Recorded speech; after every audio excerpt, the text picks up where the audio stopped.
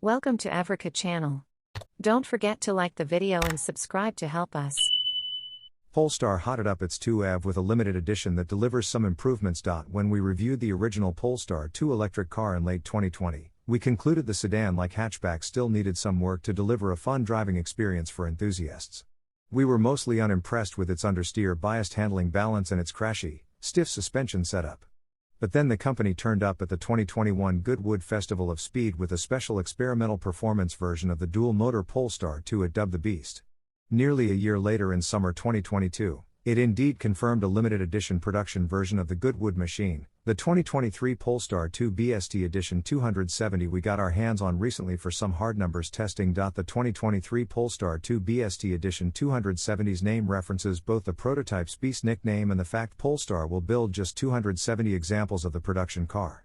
In a nutshell, the BST Edition 270 begins life as a dual-motor Polestar 2 with the optional performance pack. Polestar also sells a front-wheel drive, single-motor 2, before receiving a more aggressive suspension and powertrain setup. Upgraded software raises the total peak horsepower and torque figures to 476 horsepower and 502 pounds-to-foot versus the 408 and 468 delivered by the regular dual-motor Polestar 2.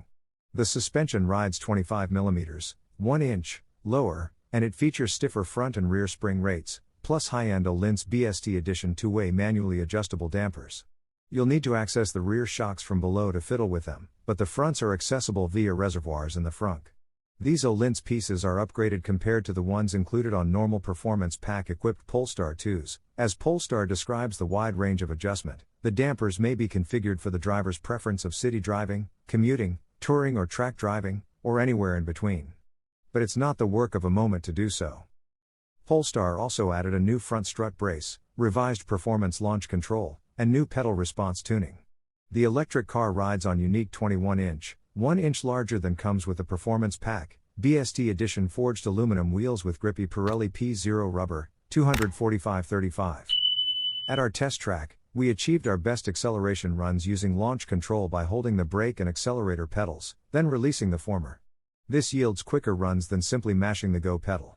Our quickest 0 to 60 mph time came in at 3.9 seconds, and our quickest quarter mile registered 12.2 seconds at 115.5 mph. Despite the power and torque boosts, the 0 to 60 time only bested the dual-motor Polestar 2 launch edition we tested previously by 0.1 seconds, though our number beat Polestar's official 0 to 60 claim by a significant 0.4 seconds. Things improved slightly in the quarter mile versus the launch edition as the BST Edition 270 defeated it by 0.4 seconds and 5.5 mph in the speed trap. We noted the car became negligibly slower with each acceleration attempt we made, losing less than 1/10 of a second each time. In our braking test, the 2023 Polestar 2 BST Edition 270 delivered stopping power that's almost exactly what its maker promises. Our best stop of 106 feet from 60 to 0 mph is 1 foot longer than Polestar's spec sheet claims. We'll call it even, but it's worth knowing our three other best results measured 107, 109, and 109 feet. This is all respectable performance, and we noted the BST Edition 270 exhibits good body control throughout the braking event. The stoppers were also relevant in our handling tests. Unlike most EVs, the Polestar 2 BST's brakes are quite easy to modulate. This meant we could trail them into the skid pad with ease, where we found the car boasts decent balance with neither a preponderance of understeer or oversteer. We left the Öhlins dampers in their track setting for our testing purposes. That's a big improvement from the original dual-motor 2 we tested. However, the steering in its standard setting is still quite numb, and firming it up doesn't actually deliver a more true feel. Still, acceleration around our Figure 8 course was excellent and, of course with an EV, linear, but without any ability to drift or kick the tail out on the power.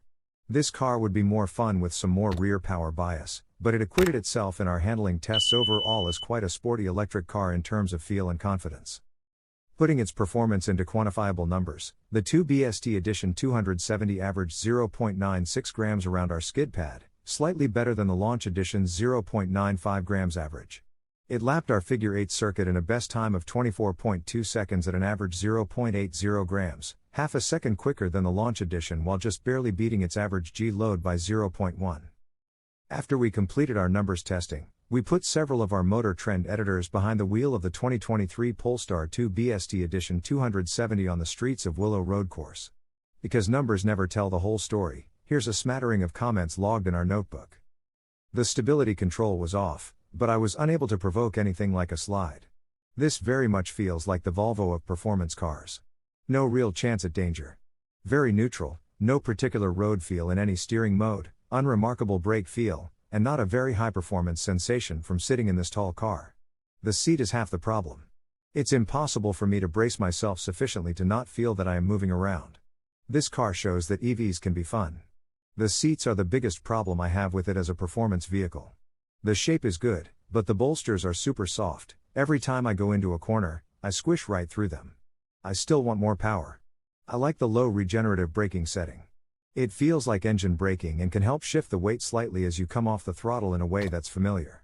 Brakes are good and strong when you need them, and they hold up well during hard driving. This is a funny request, but I wish the spring on the throttle pedal was stiffer. It's very light, and the pedal doesn't have very much travel, so there were several times I found myself giving the car throttle mid-corner when I didn't mean to. I just had my foot lazily on the pedal, but even that was enough to push through the spring and be giving it power when I hadn't intended to. More fun than I expected, but even on a full charge, it was sort of meh. It's not super quick, but the steering is accurate and the brakes felt reassuring. You sit up tall, but the car is buttoned down, rides firm, and can be rotated off accelerator. It's refreshing that any modern car, let alone an EV, has no drive modes or other fussy things to deal with. Just get in and go. The brake pedal is notably firm, which I like, and the brakes respond quickly. I dialed back the steering to normal from sport. In sport it was heavy and sluggish and dead. The chassis makes the car quicker than you first realize. I could carry a fair amount of speed through corners, but the experience felt benign while doing so. There simply isn't a lot of character to the whole thing. That last point, along with only small measurable performance gains, leaves us wanting more from the 2023 Polestar 2 BST Edition 270, especially when a similarly equipped standard Polestar 2 dual-motor version starts at $66,400, or $10,500 less than the BST's base price. Our test car's only option was the exterior stripe package. For $1,000, it's a definite improvement overall, but there are several untapped areas for improvement should Polestar desire to move the car forward another tangible step or two. We have come to the end of the video. Don't forget to like the video and subscribe to our channel to help us.